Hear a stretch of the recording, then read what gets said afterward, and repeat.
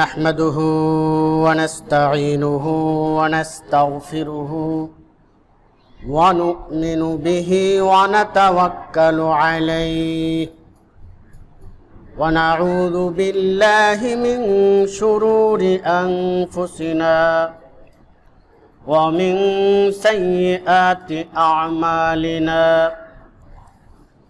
من يهده الله فلا مضل له ومن يضلله فلا هادي له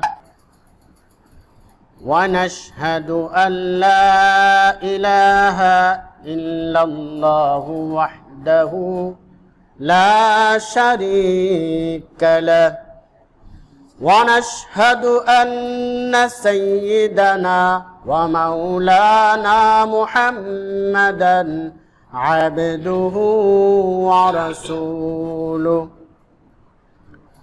صلى الله عليه وعلى آله وأصحابه وبارك وسلم تسليما كثيرا أما بعد فقد قال الله تبارك وتعالى في كلامه المجيد وفي فرقانه الحميد أعوذ بالله من الشيطان الرجيم إن الذين كفروا وماتوا وهم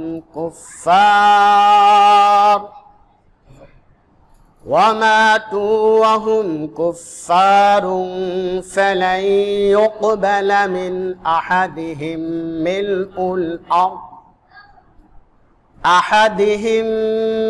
ملء الأرض ذهبا ولو افتدى به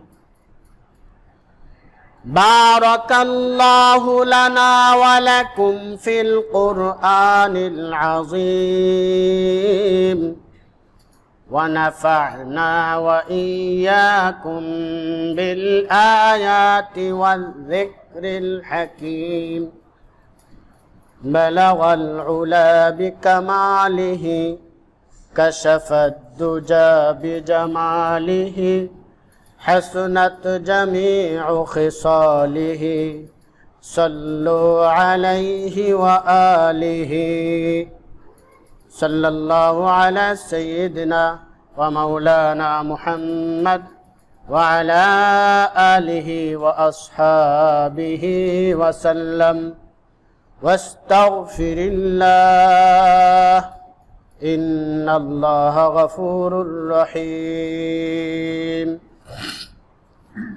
আলহামদুলিল্লাহ আল্লাহ পাক রব্বুল আলামিনের অসংখ্য অগণিত শুকরিয়া যে আল্লাহ তাআলা আমাদেরকে ঈমানদার মুসলমান বানাইছেন এবং প্রতি জুমাবারের ন্যায় এই জুমাতেও আল্লাহ তাআলা সুস্থ সবল শরীর নিয়ে মসজিদে আইসা হাজিরা দেওয়ার তৌফিক দিয়েছেন। এজন্য অন্তরস্থল থেকে শুকরিয়া আদায় করি আলহামদুলিল্লাহ।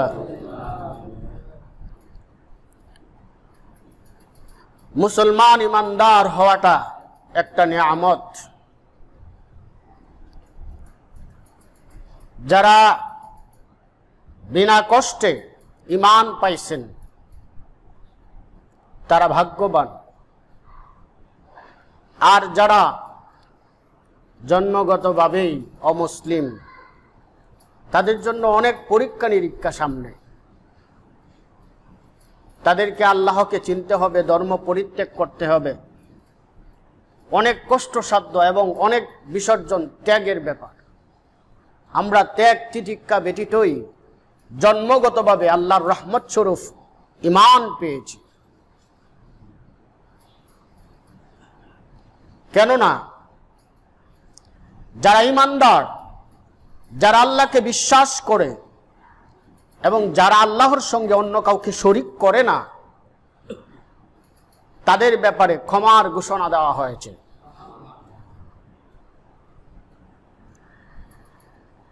রাসূল সাল্লাল্লাহু আলাইহি ওয়াসাল্লাম মেরাজের রাত্রে যে কয়টা বিষয় নিয়ে এসেছিলেন তার মধ্যে একটা বিষয় হলো আল্লাহ তাআলা ঘোষণা দিয়েছেন, যারা আল্লাহকে স্বীকার করবে এবং আল্লাহর সঙ্গে কাউকে শরীক করবে না তাদেরকে ক্ষমা করা হবে। এই একটা বিষয় রাসূল সাল্লাল্লাহু আলাইহি ওয়াসাল্লাম মেরাজের রাত্রে সঙ্গে করে নিয়ে এসেছিলেন।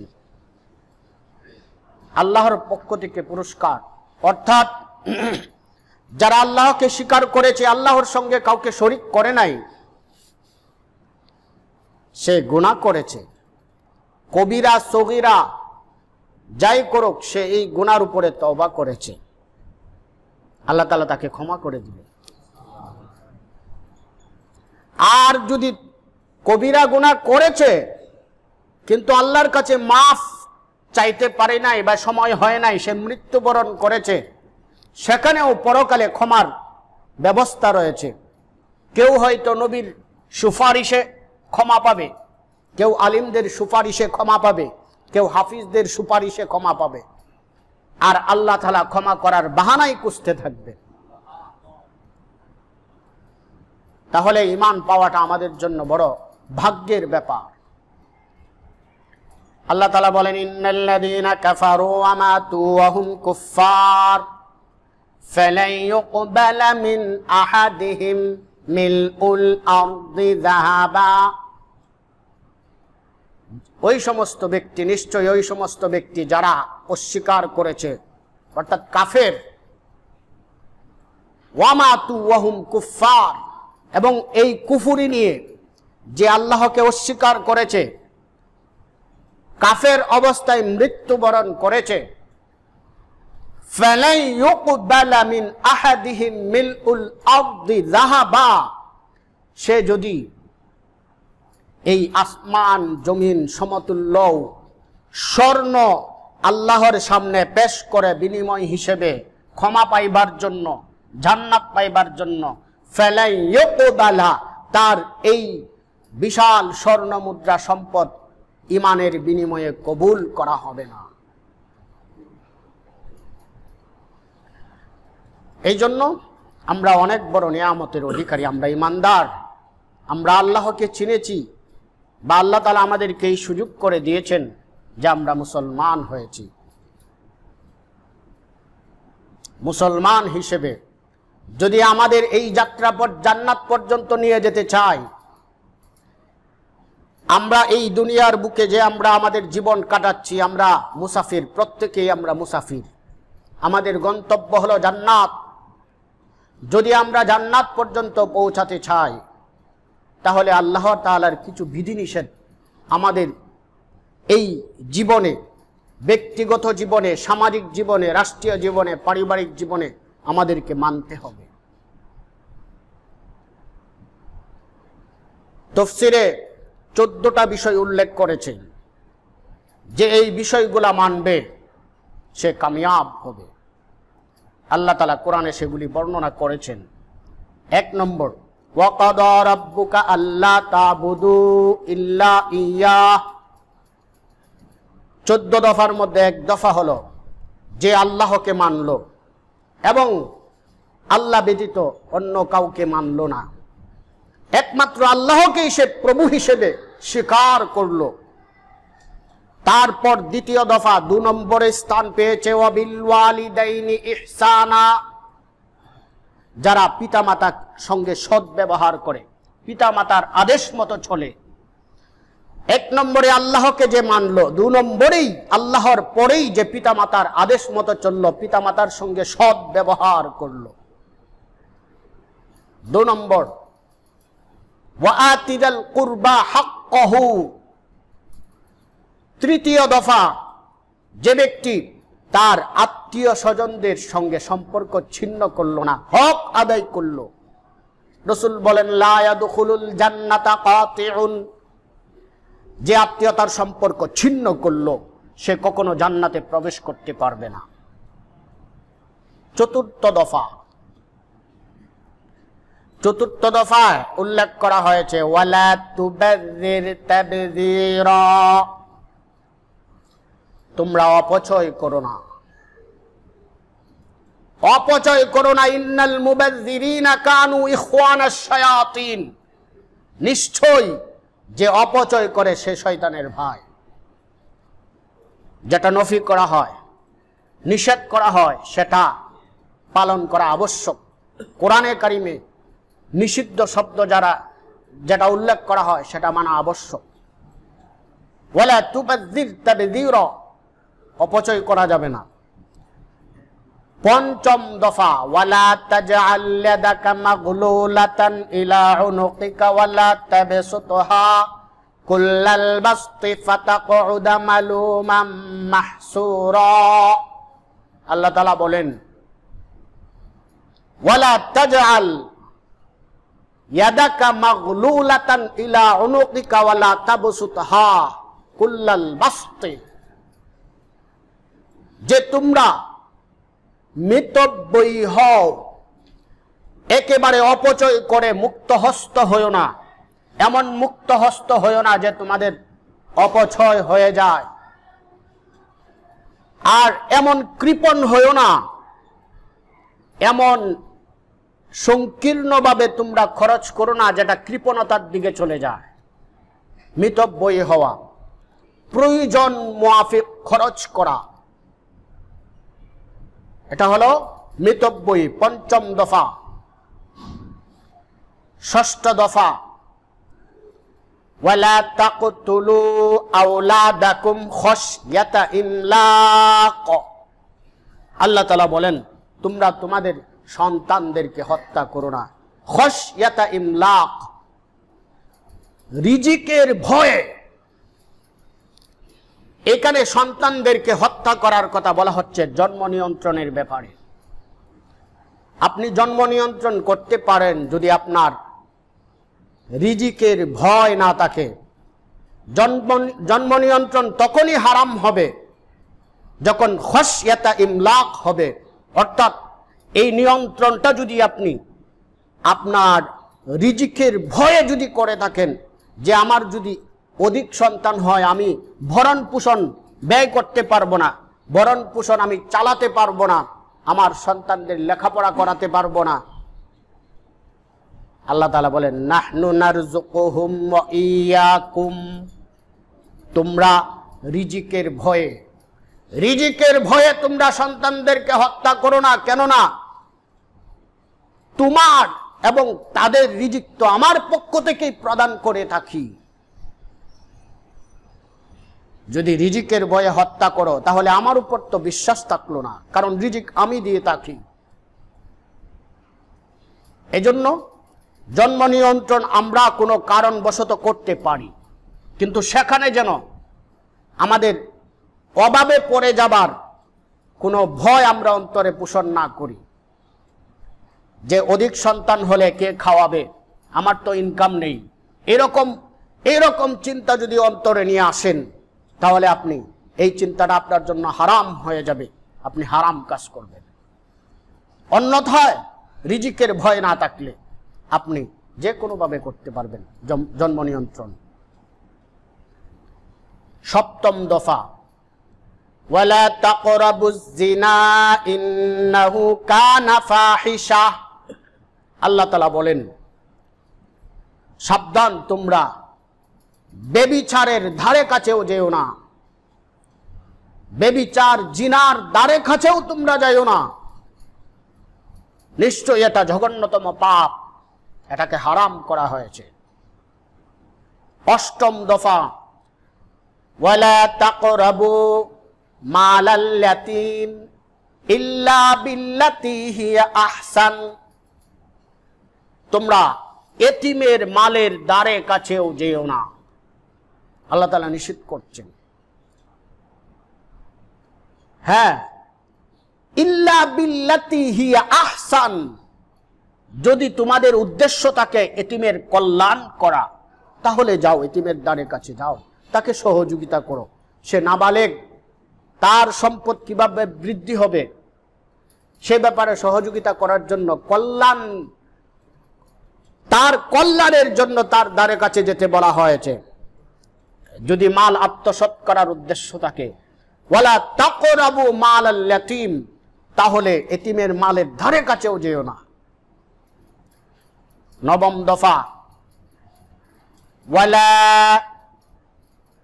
তাকতুলুন নাফসাল্লাতী হারামাল্লাহু ইল্লা বিল হক।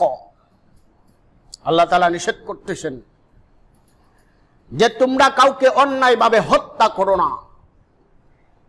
অন্যায়ভাবে ইসলামী শরীয়তের বিধান হলো, যদি কেউ আপনার পিতাকে হত্যা করে আপনি তাকে হত্যা করতে পারবেন। রাষ্ট্রীয় সরকারের সেটা দায়িত্ব, আইন নিজের হাতে তুলে নেওয়া যায় না, এটা রাষ্ট্রীয় সরকার সেই দায়িত্ব পালন করবে।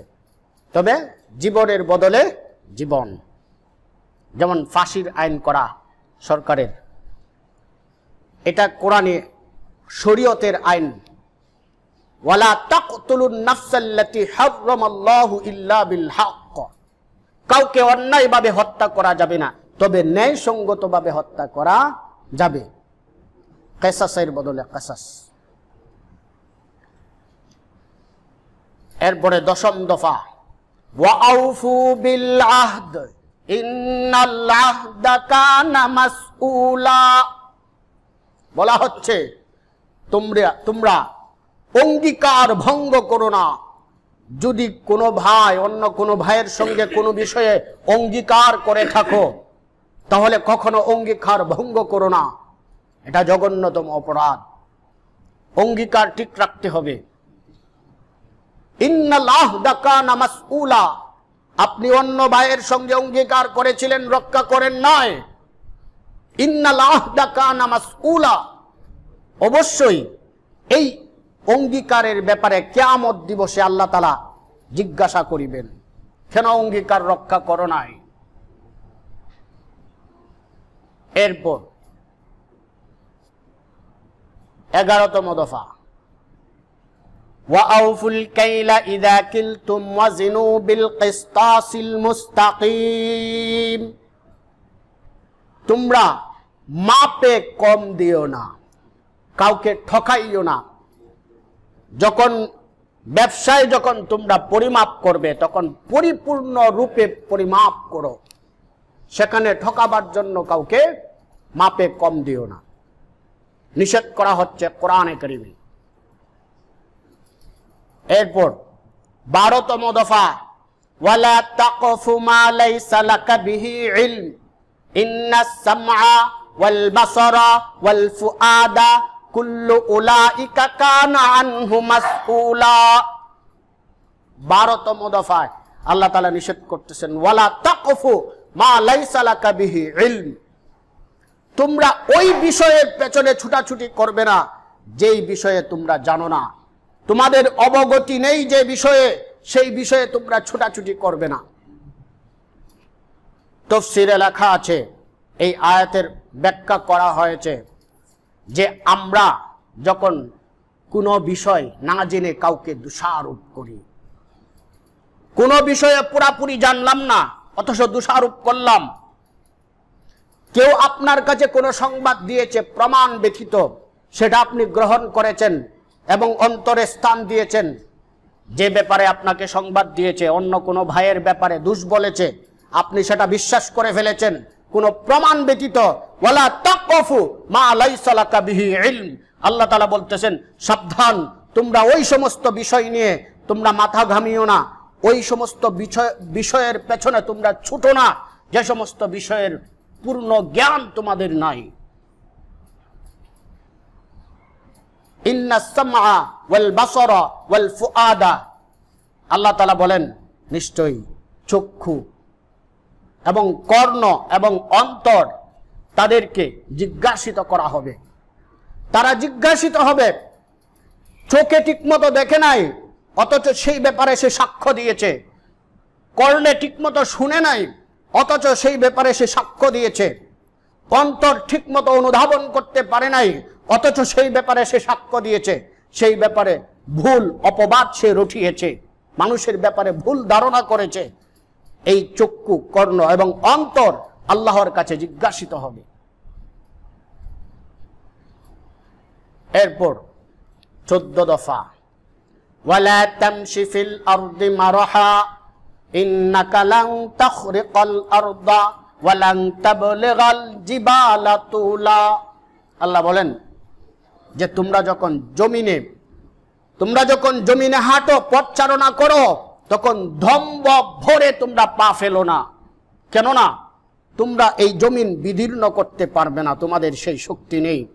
এবং ওয়ালাং তাখরিকাল আরদা ওয়ালাং তাবলুগাল জিবালা তুলা, তোমরা ওই পাহাড় সমানও হতে পারবে না, আর জমিনও বিদীর্ণ করতে পারবে না। তোমাদের সেই শক্তি সামর্থ্য দেওয়া হয় নাই। কাজেই তোমরা জমিনে দর্প ভরে, দম্ভ ভরে পথচারণা করো না, অর্থাৎ অহংকার করো না। 15তম দফা, ওয়ালা তাজআল মা'আল্লাহি ইলাহান আখারা ফাতুলকা ফি জাহান্নামা মালুমান মাদউরা। আল্লাহ তাআলা বলতেছেন যে তোমরা আল্লাহর সঙ্গে আর কাউকে শরীক করো না। ফাতুলকা ফি জাহান্নামা মালুমান মাদউরা, কেননা তোমরা যদি আল্লাহর সঙ্গে কাউকে শরীক করো তাহলে নিন্দিত, লজ্জিত, তিরস্কৃত হয়ে জাহান্নামে নিক্ষিপ্ত হবে। 1 নম্বরে বলা হয়েছিল ফাকাদা রাব্বুকা আল্লা তা'বুদু ইল্লা ইয়্যা, একমাত্র আল্লাহকেই বিশ্বাস করবে। আর 15তম দফায় বলা হয়েছে আল্লাহর সঙ্গে কাউকে শরীক করা যাবে না। আল্লাহ তাআলা আমাদেরকে এই কথাগুলোর উপর আমল করার তৌফিক দান করুন। আমিন। ওয়া আখিরু দাওয়ানা আনিল হামদুলিল্লাহি রাব্বিল আলামিন।